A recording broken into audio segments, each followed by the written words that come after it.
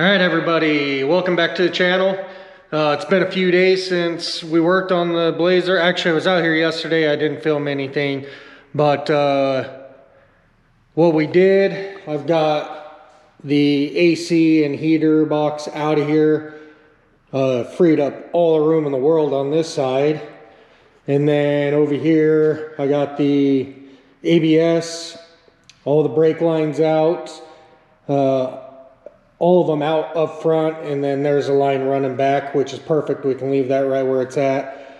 I have to tear the dashboard out to get the booster out, and then the fuel lines I'm going to disconnect right underneath the cab, but there's still fuel in the tank, so once I break it loose, it's going to siphon out, so I need to go get a bucket.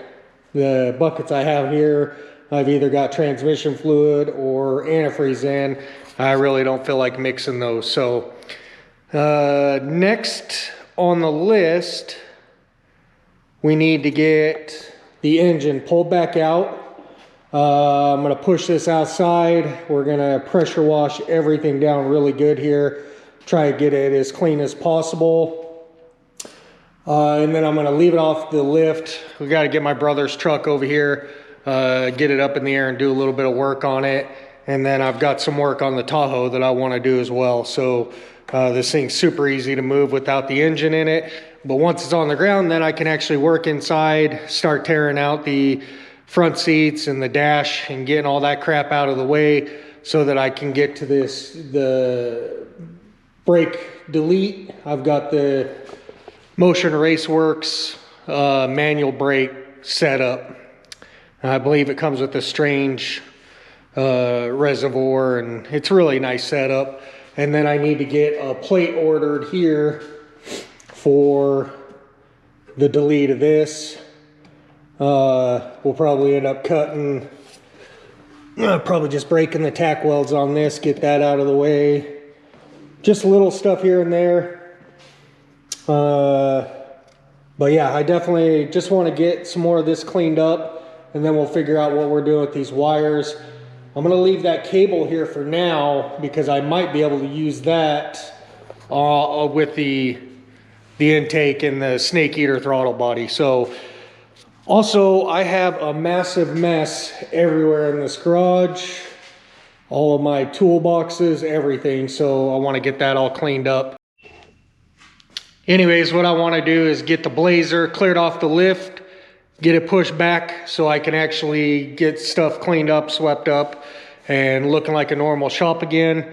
And we'll just get for now, we'll just get the engine back on the engine stand and kind of set off to the side till we get everything situated here. I still need to get the transmission, the 4L80 mocked up. I haven't even built that yet, but I think for now, I'm gonna throw it in, get the truck running, and then when we got a little more funds, we'll get to building that up and getting it to a good spot where it'll handle some good power.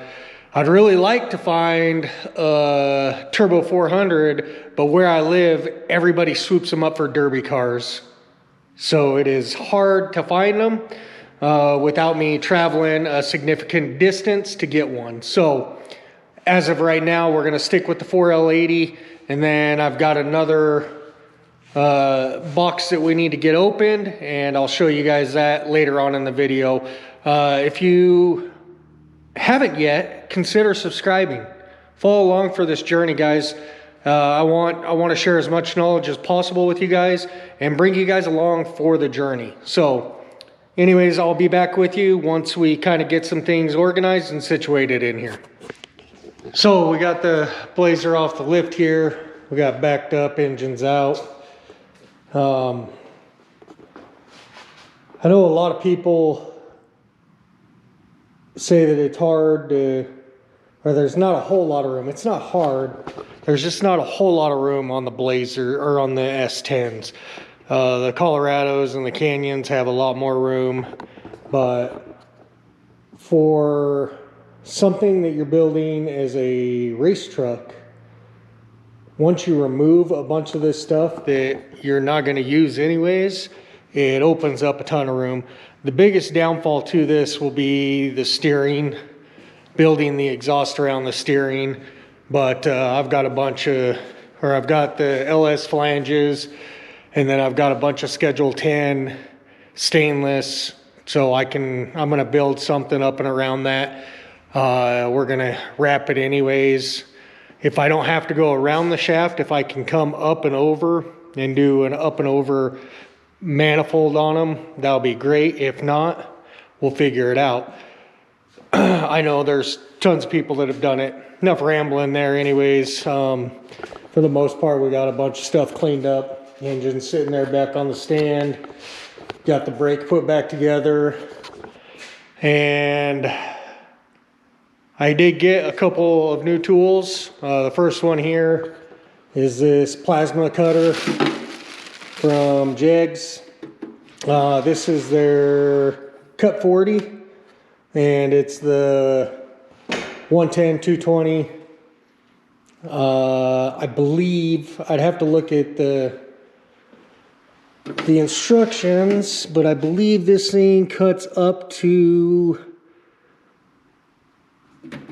I can't even remember.